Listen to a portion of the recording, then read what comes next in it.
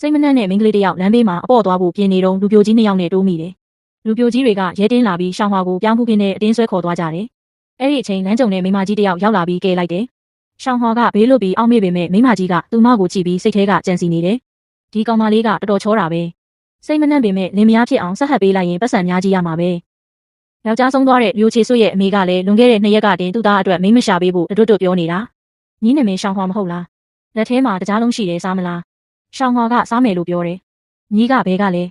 မိဘတွေက။အဖေနဲ့အမေတကြားလုံးစားတယ်။ရှောင်းဟွာမင်္ဂလာတကြားလုံးစားတယ်။ညီကိုပိုင်မင်္ဂလာတကြားလုံးစားခြင်းလား။ရှောင်းဟွာမင်္ဂလာတကြားလုံးစားခြင်းနဲ့။လာရှောင်းဟွာ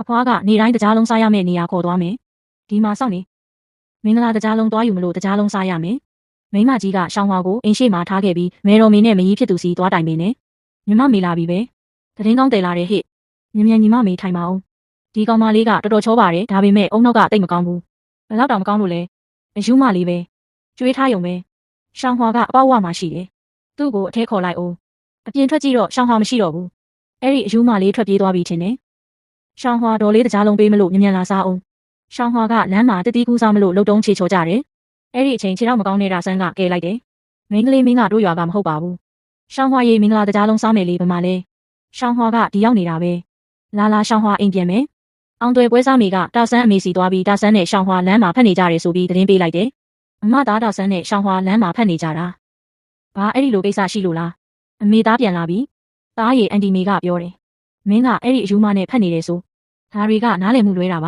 ။သားအဲ့ဒီအယူမကိုမသိပါဘူး။နောက်ဆိုသိသွားမှာပေါ့။ဒါကမိမဖြစ်လာမယ့်ရှောင်းဟွာလေ။ဘာလဲအမေသားတို့မှမိမယူဖို့ပတ်စံဘဲကရှိမှလဲ။တာဆန်းမင်းကတော့ကန်ထူးတာပဲ။ဒီကောင်မလေးကတော်တော်ချောတာ။နှမျောစရာကောင်းတာကအယူမဖြစ်နေတာပဲ။တိုက်ဆိုင်သွားတာပေါ့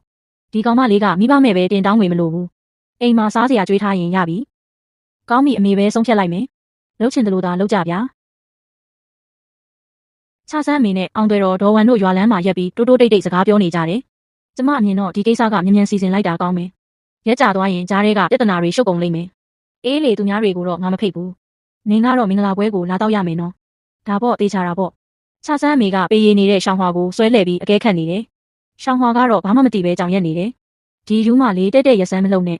နင့်တင်ပါကိုငါကြည့်ရအောင်နင့်တင်ပါကတော်တော်ကြီးတာပဲငါအတွက်ဖြူဖြူတုတ်တုတ်နဲ့မြေဦးလေးမွေးပေးနိုင်မှတေးချတယ်နောက်တနေ့မှာတော့ခြားဆန်းအမေကအိမ်နေရံမှာမင်္ဂလာစာတန်းအနီကြီးကတ်နေတော့ဒေါ်ဝင်ရောက်လာတယ်အမရီကုံယူပါတယ်နော်တကယ်ကိုပြောစရာကြီးပဲကျမကြည့်ရတာတော့မကြခင်မှာကလေးတလားပြေပွဲကိုထပ်လို့ရတော့မယ်ထင်တယ်နင်ပြောသလိုဖြစ်ပါစေကွယ်ခြားဆန်းကကတင်ပေါ်မှာစိတ်ညစ်ပြီးလှဲနေတယ်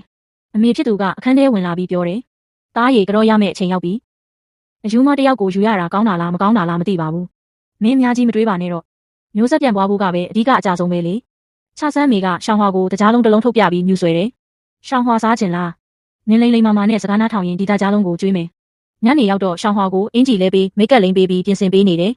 တေချာကြည့်လိုက်တော့နင်ကငါတို့ရွာကကွန်းတောင်ကိုင်ထက်တောင်ပိုချောသေးတယ်အယူမသာမဟုတ်ရင်တိတ်ကောင်းပါပဲကဲရပြီမင်္ဂလာဆောင်ညနေမှာတော့ခြားဆန်းနဲ့ရှောင်းဟွာတို့မင်္ဂလာဝတ်စုံနဲ့ရက်နေကြတယ်ဒေါ်ဝမ်ကဘေးကနေអော်ပေးတယ်ကဲမြန်လာပြီးမိုးမြေကြောကြစို့ပထမဆုံးမိုးမြေကိုဥချကြောရမယ်ဒုတိယမိဘကိုဥချကြောရမယ်တတိယလင်မယားချင်းချင်းဥချကြောရမယ်ကဲအခန်းထဲဝင်စို့နောက်တနေ့မနက်စောစောခြားဆန်းခန်းထဲကထွက်လာတာကိုအမေကတွေ့တော့စိတ်ဆိုးပြီးပြန်လွတ်တယ်မင်းပါလို့ထွက်လာတာလေမြန်သွားပြီးရှောင်းဟွာနဲ့သွားအိတ်လေအမေကမနက်စောစောကြီးနိုးခါစားပဲရှိသေးတာကိုဘာလို့အိတ်ရမှာလဲမင်းကိုတကယ်အိတ်ခိုင်းတာမှမဟုတ်တာမင်းကိုကလေးမြန်ရအောင်လုပ်ခိုင်းတာလေအမေကနေခင်းကြောင်တောင်ကြီးကိုညကြမှာပေါ့ညကြမှာအခန်းဝင်လဲရတာပါပဲရှောင်းဟွာကိုခန်းဆောင်ထဲမှာကန်ကောင်းချင်းတွေထိုင်ဆောင်ခိုင်းလိုက်ပါတို့သမီးကန်ကောင်းချင်းထိုင်ဆောင်တာပိုးထိုင်လေးမိသားစုကပိုးပြီးလူစီကားကြီးပွားတိုးတက်လေးလေးပဲရှောင်းဟွာကကတင်ပေါ်မှာငင်ငင်လေးထိုင်နေတယ်ဒေါ်ဝမ်ကလာมาတယ်ရှောင်းဟွာနင်းဒီမှာတေချာထိုင်နေနော်ရှောင်းဟွာထိုင်နေဟုတ်ပြီခြားဆန်းမေကဒေါ်ဝမ်ကိုပတ်စံထုတ်ပေးပြီးကျေးဇူးတင်စကားပြောတယ်ဒေါ်ဝမ်ရေတကယ်ကျေးဇူးတင်ပါတယ်နော်ငါတို့ဒါဆန်းအတွက်အလုပ်တွေအများကြီးကူလုပ်ပေးလို့ပတ်စံတွေရေးကြည့်လိုက်ပါဦးကျေးဇူးတင်စရာမလိုပါဘူးအမကြီးရဲ့အမကြီးကိုကျမယုံပါတယ်ရေရွက်စရာမလိုပါဘူးဒါဆိုကျမအရင်သွားတော့မယ်ညနေရောက်တော့ဒေါ်ဝမ်ပေးခဲ့တဲ့နီလန်အတိုင်းခြားဆန်းအမေကစံပြုတ်ထဲဆေးခတ်ပြီးခြားဆန်းကိုတိုက်တယ်တောက်လိုက်တောက်ပြီးရင်အခန်းထဲမြန်ဝင်တော့မင်းရဲ့အယူမယားကတော့အခုလောက်ဆိုအိပ်ပျော်နေလောက်ပြီအိပ်ပျော်နေရင်တော့ဘာမှလုပ်လို့မရဘူးပေါ့ထို့နောက်ခြားဆန်းဆေးချိန်တက်လာပြီးတကိုယ်လုံးပူလောင်လာတယ်အင်ဂျီတွေကိုဆွဲဟာပြီးလူးလိမ့်နေတယ်တော်တော်ပူတာပဲဘာလို့ဒီလောက်ပူနေရတာလဲခြားဆန်းကအပူဒဏ်မခံနိုင်လို့ဘေးကရှောင်းဟွာရဲ့ခေါင်းပုံးပူဝါကိုဆွဲဖယ်လိုက်တဲ့အခါရှောင်းဟွာရဲ့ချောမောလှပတဲ့မျက်နှာကိုတေချာမြင်သွားပြီးနေကြည့်နေမိတော့တယ်